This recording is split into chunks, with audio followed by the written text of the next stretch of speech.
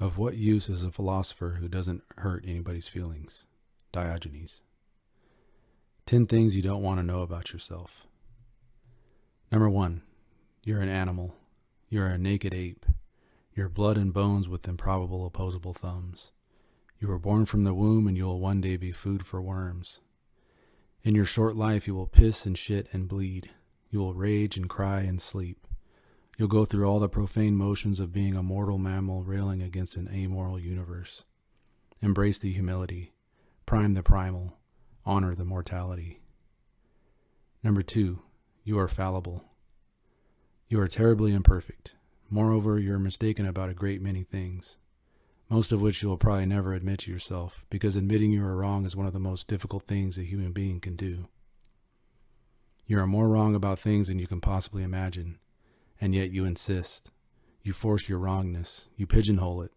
You're ruthlessly certain about it. You're so hungry for rightness that you bludgeon the truth with your wrongness. Stop the bludgeoning. Admit that you are probably wrong most of the time. Number 3, you are a hypocrite. It's not even your fault. Just the fact that you are a you precludes hypocrisy. The self is smoke and mirrors, masks and mayhem, contradiction and pretension. Indeed, the self is masked all the way down, perceiving delusions all the way up. Hypocrisy was inevitable. It's a byproduct of your fallibility. So be it.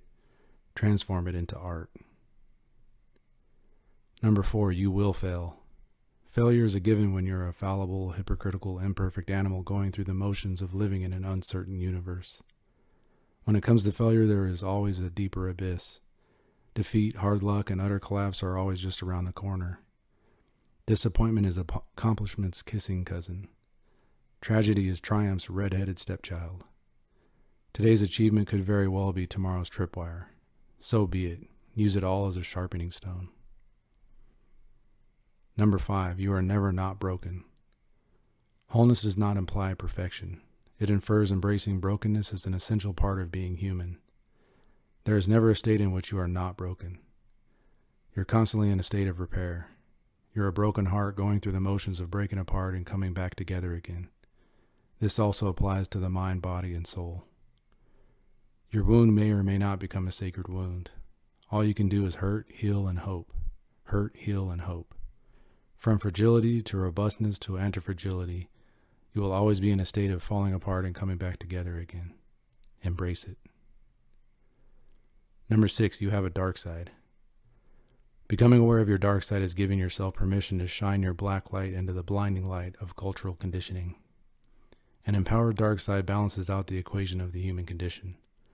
Without this balance, you risk fragile one-dimensionality and a brittle ego terrified of taking responsibility.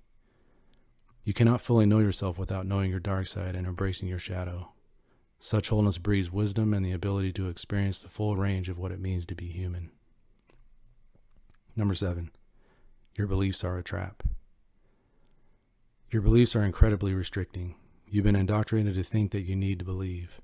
Even worse, you've been brainwashed to believe more than you think. In the battle against bewitchment, all beliefs, no matter how powerful or well-intended, are a hindrance to clear thought and self-improvement. Better to think rather than believe.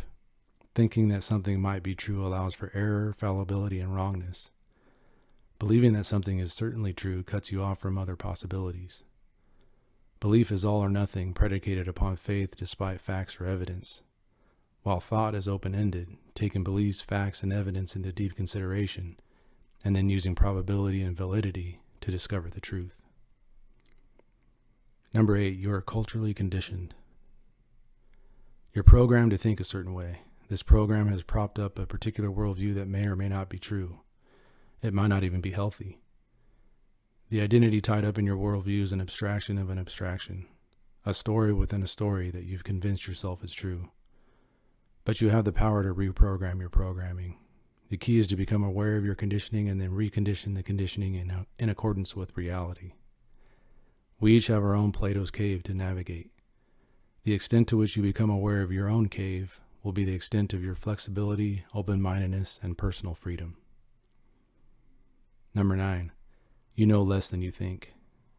Your certainty limits your imagination, creativity, and ability to question. It leads to dogmatic reasoning and closed-mindedness. Your certainty is so powerful that you cannot see past your beliefs.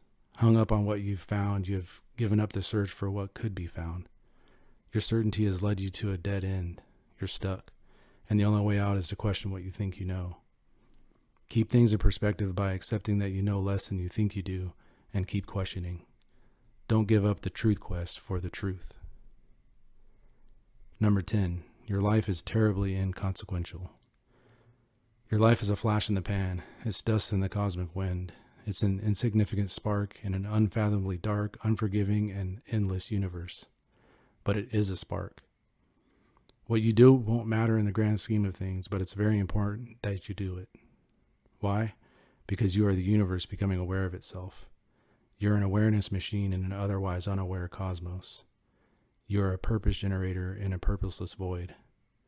You might be nothing more than a speck in the universe, but you are also the entire universe in a speck. Either way, you will one day be dust. Your life will end. Face that fleetingness with the fierceness. Laugh into the abyss. Transform fear into fearlessness. Rage against the dying of the light. Or not.